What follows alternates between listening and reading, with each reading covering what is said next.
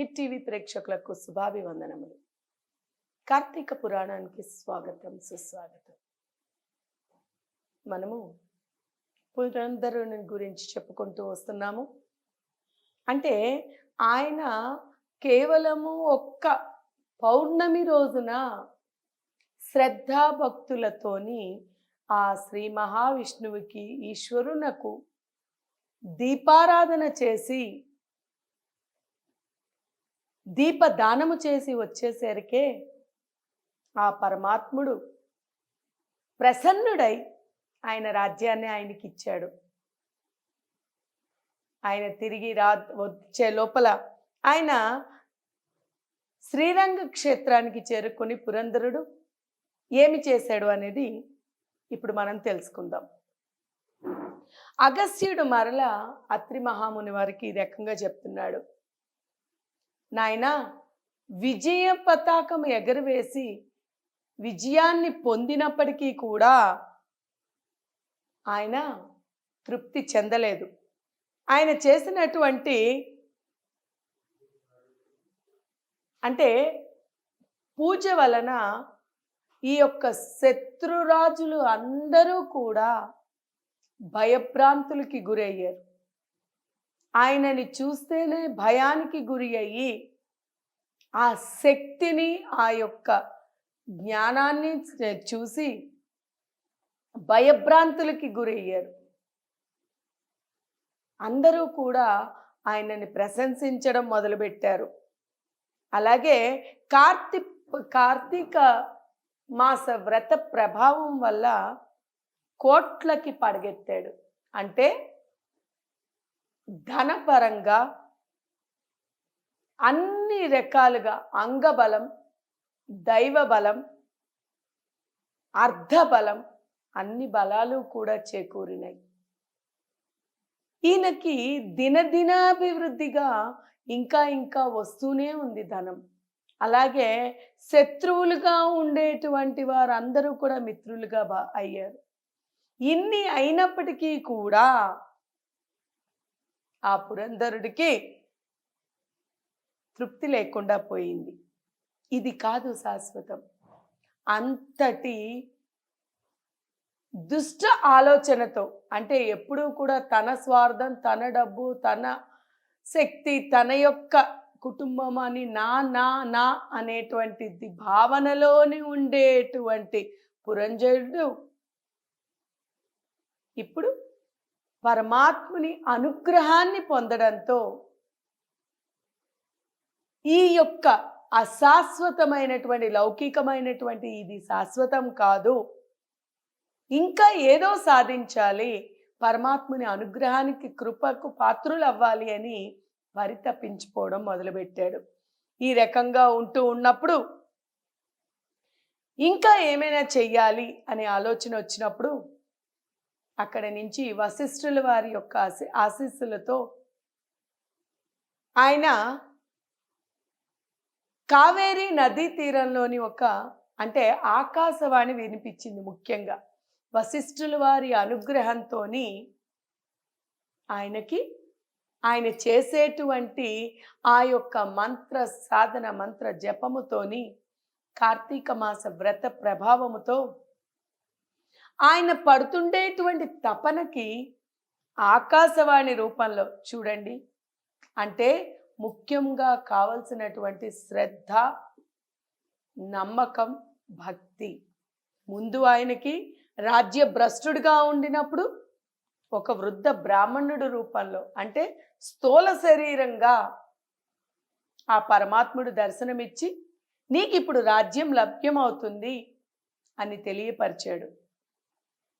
ఇక అయినప్పటికీ ఆ లభ్యమైపోయినటువంటి రాజ్యం లభ్యమైనప్పటికీ కూడా ఇది కాదు శాశ్వతం. అంటే ఎప్పుడైతే ఆత్మజ్ఞానాన్ని సంపాదిస్తారో అసలైన విషయం తెలుస్తుంది. కాబట్టి ఆయన ఈ ఆనందంతో ఉన్నప్పటికీ బాధలోనే ఉన్నాడు, విపరీతమైన బాధలో ఉన్నాడు.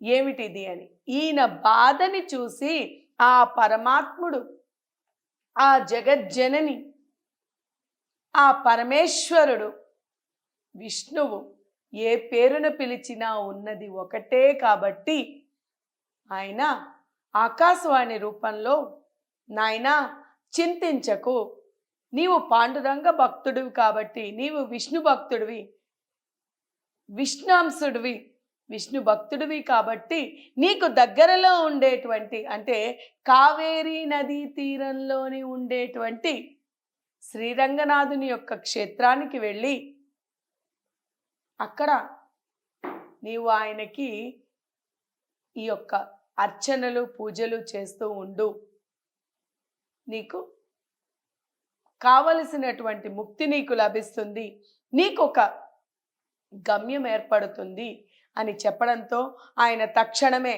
సతీ సమేతంగా తన కుటుంబ సమేతంగా బయలుదేరి దారిలోని ఉండేటువంటి అన్ని క్షేత్రాలని దర్శిస్తూ దర్శిస్తూ దర్శిస్తూ శ్రీరంగ క్షేత్రానికి చేరుకున్నాడు.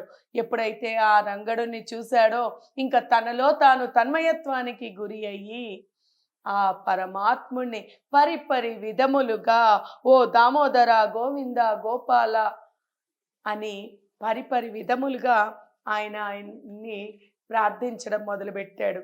ఆయన ప్రార్థనలకు మెచ్చి పరమాత్ముడు ఆయనని ఆశీర్వదించి ప్రత్యక్షమై ఆశీర్వదించాడు.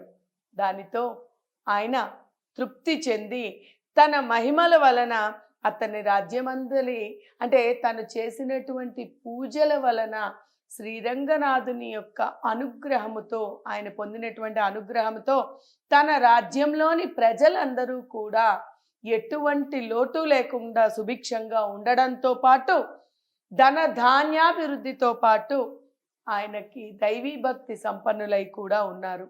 ఆయన అక్కడి నుంచి తిరిగి తన రాజ్యానికి వస్తున్నాడు అని తెలిసి రాజ్యంలోని ప్రజలందరూ కూడా మంత్రులు అందరూ కూడా ఆ పరిసరంలోని ఆయన వస్తున్నారు అనేసరికి ఎదురేగి ఎంతో ఆనందంతో వారిని స్వాగతించారు. ఇలా స్వాగతించి వచ్చినటువంటి ఆయన అంత ధనపరుడై ధనశక్తితోనే కూడుకుని ఉండేటువంటి ఆయన ఇప్పుడు కేవలము ధర్మ మార్గము దైవభక్తి పరాయణుడై దైవభక్తిని పెంచుతూ దైవభక్తి రాజ్యంలో ఉన్న ప్రజలందరూ కూడా కార్తీక మాస వ్రతాలు ఆచరించేటట్టు చేసి నిత్య పూజలని నిత్య అనుష్ఠానాలని చేయించుతూ రాజ్యం అంతటిని సుభిక్షంగా చేశాడు. ప్రతి సంవత్సరము కార్తీక మాసంలోని శ్రీరంగనాథుని దగ్గరికే వెళ్ళి కార్తీక వ్రతాలు చేస్తూ ఉండేవాడు. ఈ రకంగా చేస్తూ ఉండే ఆయనకి కొన్ని సంవత్సరాలకి తనకి వైరాగ్య స్థితి ఏర్పడి వృద్ధాప్యం ఏర్పడి వైరాగ్య స్థితి కూడా ఏర్పడి తన రాజ్యాన్ని తన కుమారుడికి కట్టబెట్టి దగ్గరలో ఉన్న నదీ తీరానికి వెళ్ళి వానప్రస్థవ ఆశ్రమాన్ని స్వీకరించి అక్కడే ఆ పరమాత్ముని యొక్క స్మరణ చేసుకుంటూ కార్తీక మాస వ్రతాలు ఆచరిస్తూ కూడా జీవనం గడపడం సాగాడు. ఎవరికైనా కూడా పుట్టినవాడు గిట్టక మానడు అనేటట్టు పుట్టాడు కాబట్టి గిట్టక మానడు కాబట్టి వయస్సు పూర్తి అయింది, ఆయన వెళ్ళిపోయే సమయము వచ్చింది కాబట్టి ఆయన వెళ్ళిపోయాడు. వెళ్ళడం ఆయన దేహం ఎప్పుడైతే త్యజించాడో దేహాన్ని వదిలివేశాడో తక్షణమే వైకుంఠానికి చేరుకున్నాడు. ఎందుకంటే విష్ణు భక్తుడు అంతటి మహాశక్తిశాలి అంతటి పరమ భక్తుడుగా ఉన్నాడు కాబట్టి ఆయన వైకుంఠానికి చేరి వైకుంఠంలో ఉండి మోక్షాన్ని పొందాడు. మనమందరము కూడా అసలైనటువంటి దైవీ తత్వాన్ని భగవతత్వాన్ని విష్ణు తత్వాన్ని తెలుసుకొని మనము కూడా ఈయన ఆచరించినట్టే పురంజనుడు ఆచరించినట్టే మనము కూడా అదే భక్తి శ్రద్ధలతో అదే నమ్మకముతో మనము కూడా ఆచరించి ఆ పరమాత్ముని యొక్క అనుగ్రహానికి పాత్రులం అవ్వాలి అని కోరుకుంటూ హరి ఓం తత్సత్.